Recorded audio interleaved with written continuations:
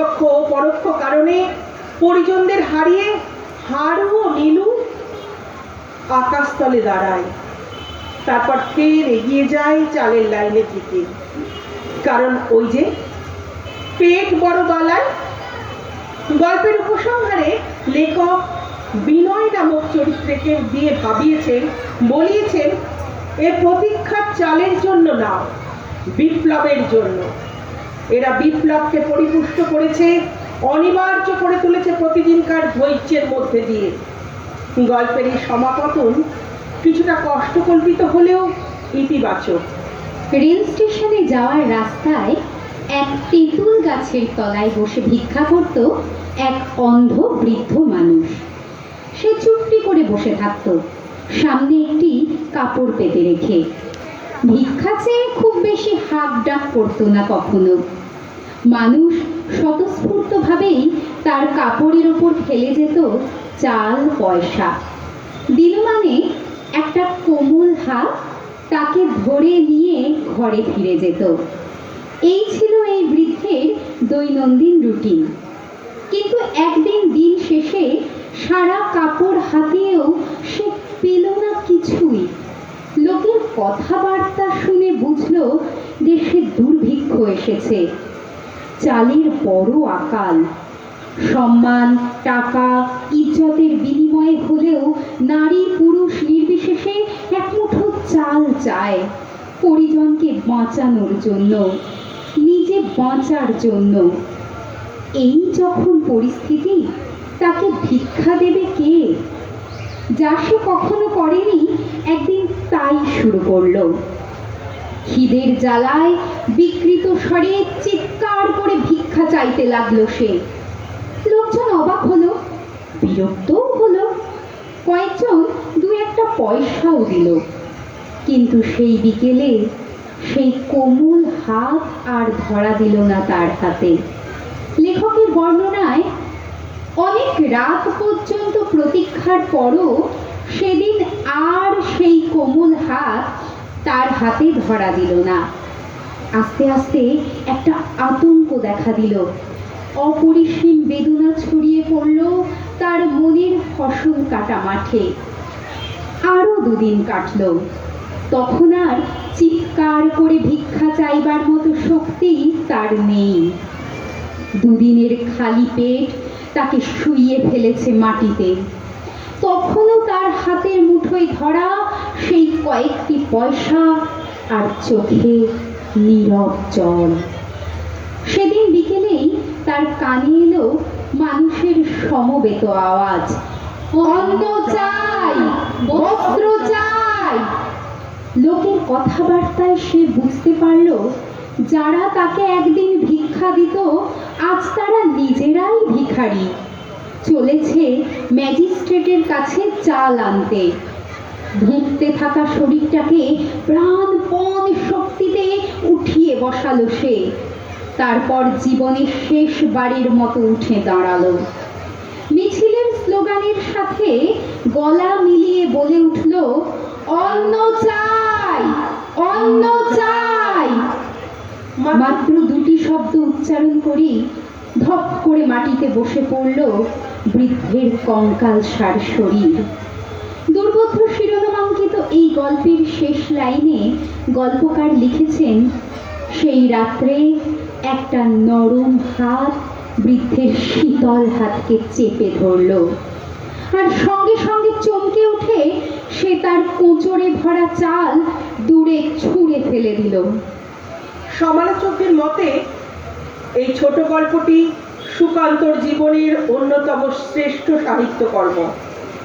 আসলে ব্যক্তিগত জীবনে অনেক অপ্রাপ্তি বঞ্চনার পাশাপাশি কমিউনিস্ট পার্টি, মার্ক্সবাদী মতাদর্শ তাকে যেটা দিয়েছিল তা হলো সুচারু চেতনা, সমাজ সম্পর্কে একটা পরিষ্কার দৃষ্টিভঙ্গি, হ্যাভ ও হ্যাভ নটের মধ্যেখানে ফারাক বুঝতে পারার মতন ক্ষমতা।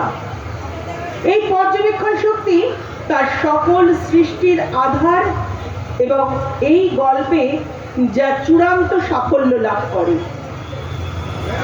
এই গল্পগুলি আরও কয়েকটি ছোট গল্প আছে, যা বাংলা ভাষাকে তিনি উপহার দিয়েছিলেন।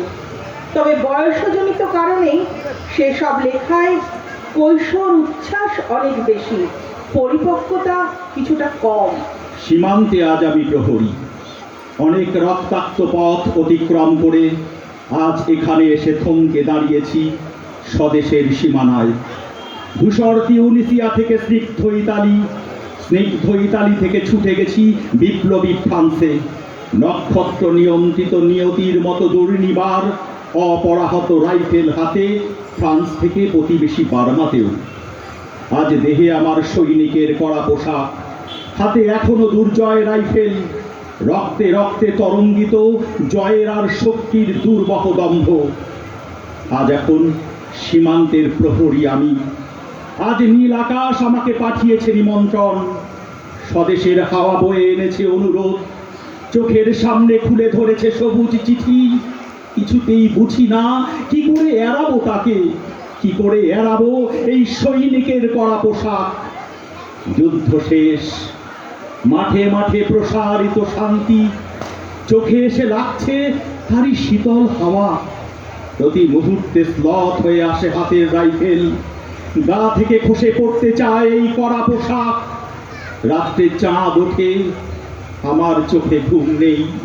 তোমাকে ভেবেছি কতদিন, কত শত্রুর পদক্ষেপ শোনার প্রতীক্ষার অবসরে, কত গোলা ফাটার মুহূর্তে, কতবার অবাধ্য হয়েছে মন যুদ্ধ জয়ের ফাঁকে ফাঁকে, কতবার হৃদয় জ্বলেছে অনুশোচনার অঙ্গারে তোমার আর তোমাদের ভাবনায়।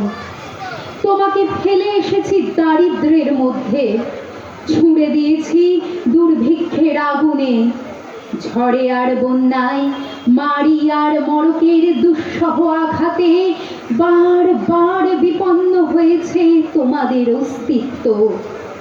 আর আমি ছুটে গেছি এক যুদ্ধক্ষেত্র থেকে আরেক যুদ্ধক্ষেত্র। জানি না আজও আছো কি নেই, দুর্ভিক্ষে ফাঁকা আর বন্যায় তলিয়ে গেছে কিনা ভিটে, জানি না তাও।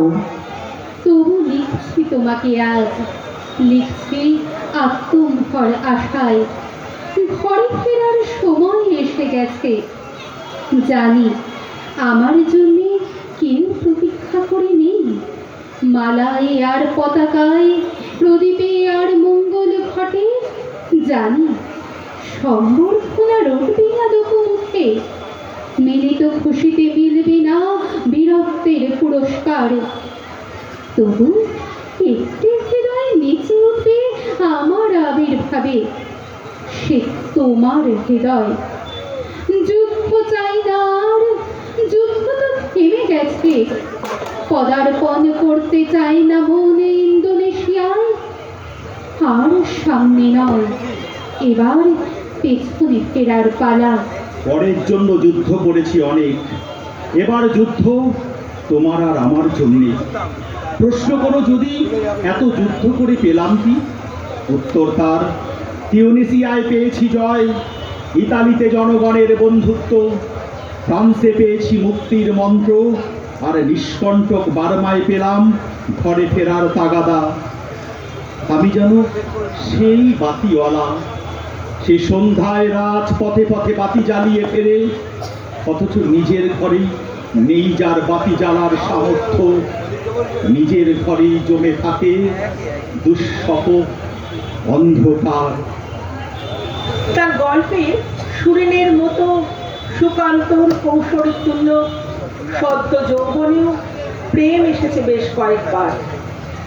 বন্ধু অরুণাচল বসুকে লেখা পত্রগুলিতে উপক্রমণিকা ছদ্মনামে একটি মেয়ের দেখা মেলে, যার সংস্পর্শে এসে কবি অনুভব করেছিলেন আমার মনের অন্ধকার ফুটে উঠেছিল এক রৌদ্রময় ফুল।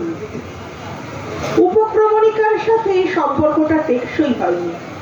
পরবর্তীতে কবি নিজেই সে কথা লিখেছেন বন্ধু অরুণকে। উপক্রমণিকাকে আমি একেবারে মুছে ফেলেছি মন থেকে। তার জায়গায় যে আসন নিয়েছে তার পরিচয় দেব পরের চিঠিতে। কি তার পরিচয়? প্রাণের বন্ধু অরুণাচলকে সুকান্ত চিঠিতে জানাচ্ছেন তা। সে উপক্রমণিকার অন্তরঙ্গ বন্ধু, সর্বোপরি সে আমার আবাল্যের সঙ্গিনী। সঙ্গিনী ঠিক নয়, বান্ধবী। যখন আমরা পরস্পরের সঙ্গে উলঙ্গ হতেও দ্বিধাবোধ করতুম না, সেই সুদূর কৈশোর হতে সেই আমার সাথী। পাশাপাশি শুয়ে ঘুমোতাম। বোন ছিল না বলে ওর কাছ থেকে ভাইফোঁটাও নিয়েছি দুবার। আমি এখন ওকে ভালোবাসি, পরিপূর্ণ এবং গভীরভাবে। না, কোনো সম্পর্কই শেষ পর্যন্ত কোমল হাতটি রাখেনি তার রোগক্লিষ্ট কপালে। অতি সংক্ষিপ্ত আয়ুর শেষ প্রান্তে, প্রায় বেঘরে মরে যাওয়ার আগে তেমন খোঁজ নিতেন না প্রাণের বন্ধু অরুণাচল বসু। নিজেই হয়তো বুঝতে পেরেছিলেন তার সময় ফুরিয়ে আসছে ক্রমশ। হয়তো সেই ভাবনা থেকেই তার কলমে একদিন অরুণাচলকে লিখেছিলেন, আবার পৃথিবীতে বসন্ত আসবে, গাছে ফুল ফুটবে, শুধু তখন থাকবো না আমি, থাকবে না আমার ক্ষীণতম পরিচয়, তবু তো জীবন দিয়ে এক নতুনকে সার্থক করে গেলাম। নমস্কার। নমস্কার।